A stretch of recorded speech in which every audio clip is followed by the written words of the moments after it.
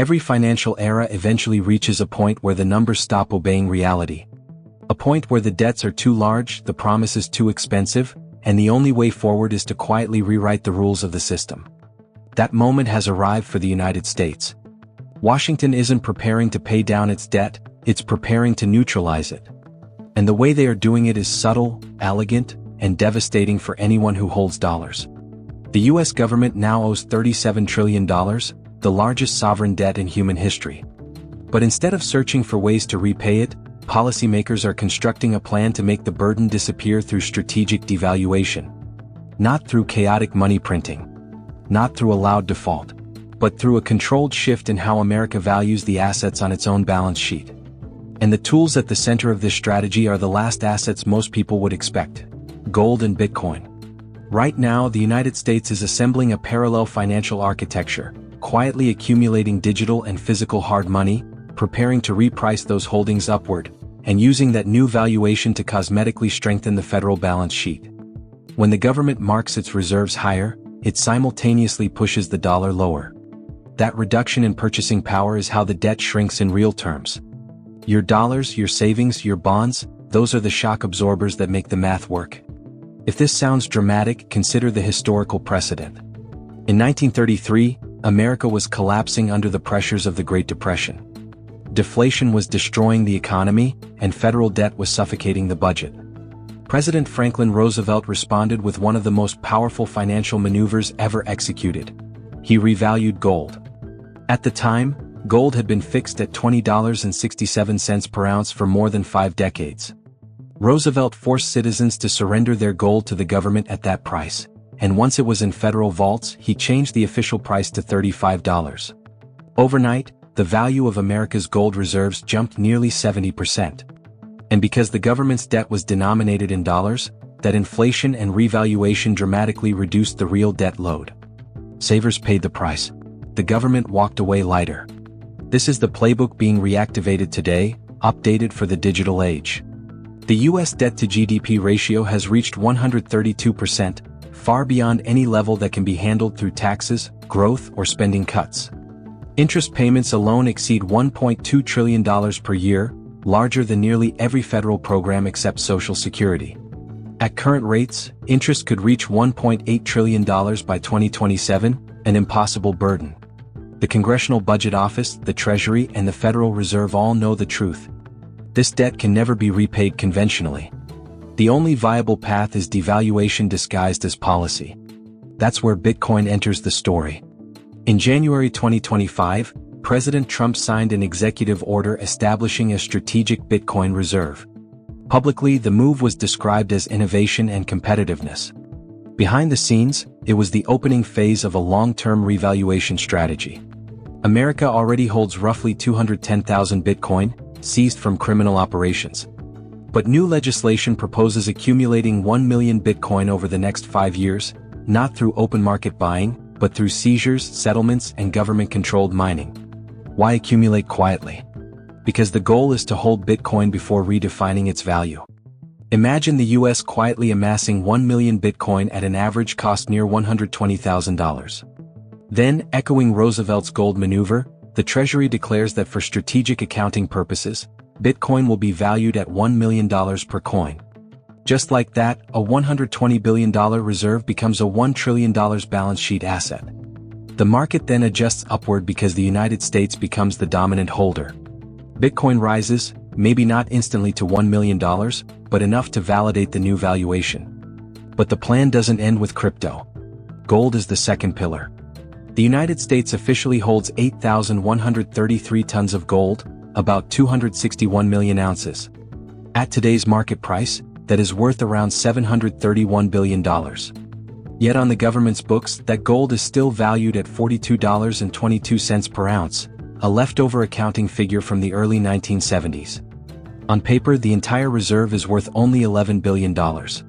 This enormous discrepancy is intentional. By keeping gold undervalued in accounting terms, the US preserves the ability to unleash a massive revaluation when needed.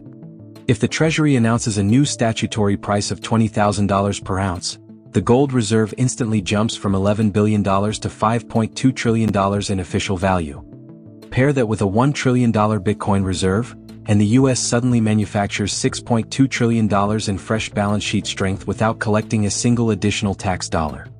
This doesn't erase the nominal debt, but it dramatically reduces the debt burden in real terms, because the dollar must fall when gold and Bitcoin rise. And that fall is where average Americans feel the pain. If gold rises from $2,800 to $20,000, the dollar loses roughly 85% of its value relative to hard assets. If Bitcoin rises from $100,000 to $1 million, the dollar loses 90% of its value relative to digital hard money. When the dollar collapses against hard assets, it also collapses against essentials: food, energy, housing, transportation. A family with $100,000 in savings today might watch that purchasing power shrink to the equivalent of $35,000 within a few years, while the government's $37 trillion debt shrinks to a fraction of its real burden. This punishment of savers is not an accident. It is the mechanism through which the debt becomes manageable. And the policy framework is already emerging. Senator Cynthia Lummis' Bitcoin Act, a bipartisan effort, establishes the legislative foundation for large-scale digital reserve accumulation. Meanwhile, talk of partially backing the dollar with gold is gaining momentum among politicians and economists. It sounds responsible, but it requires a dramatically higher gold price to work. Higher gold means a weaker dollar, and a weaker dollar means cheaper real debt. This is not chaos.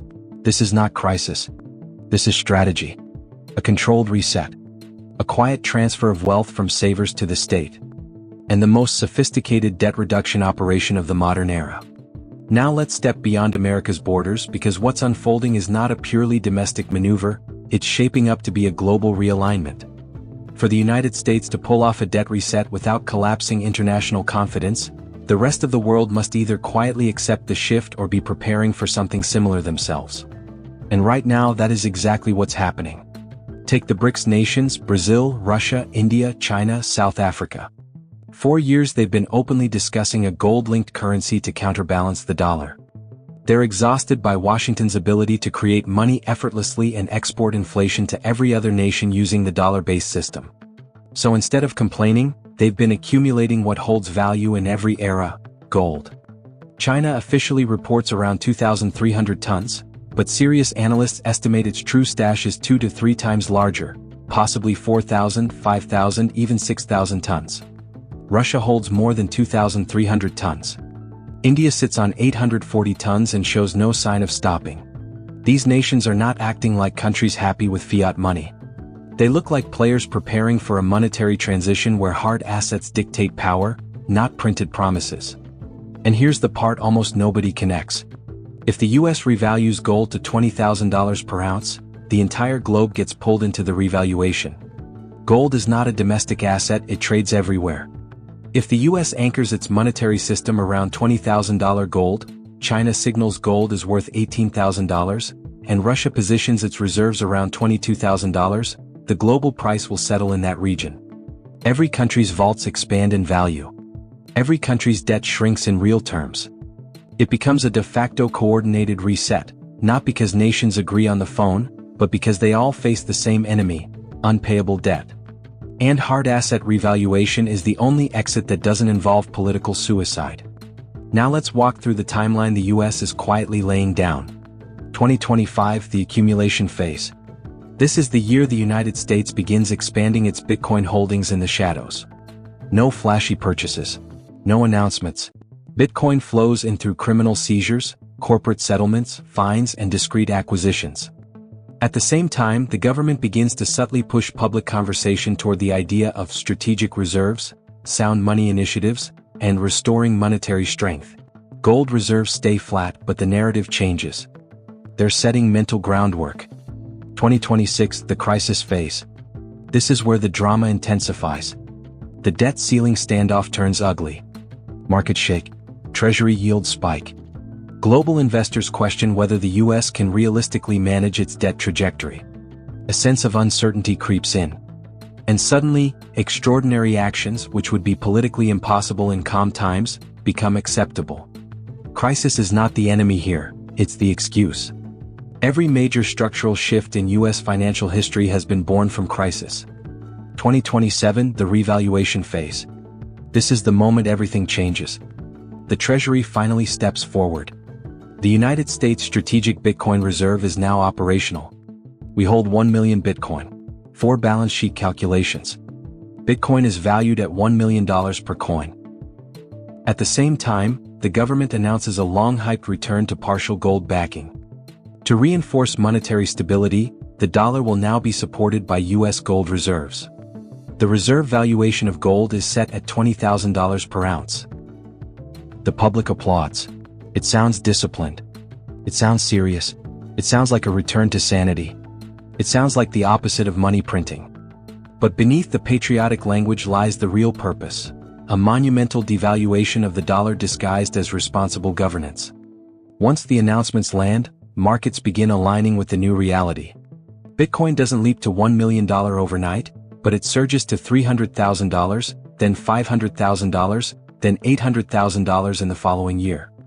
Gold climbs from $2,800 to $5,000, to $8,000, to $12,000, eventually stabilizing near the new reserve benchmark.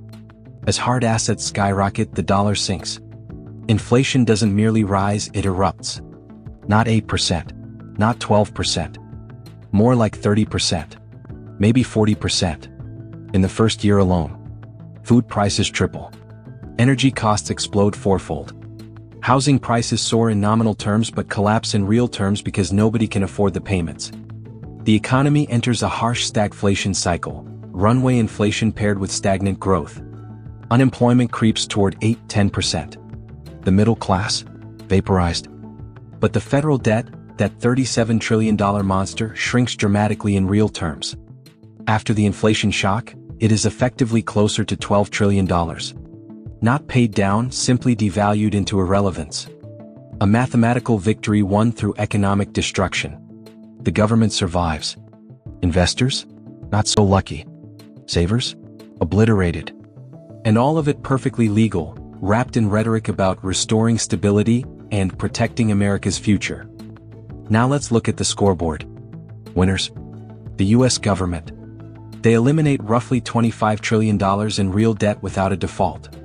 Politicians. They escape accountability. No austerity. No tax hikes. No riots.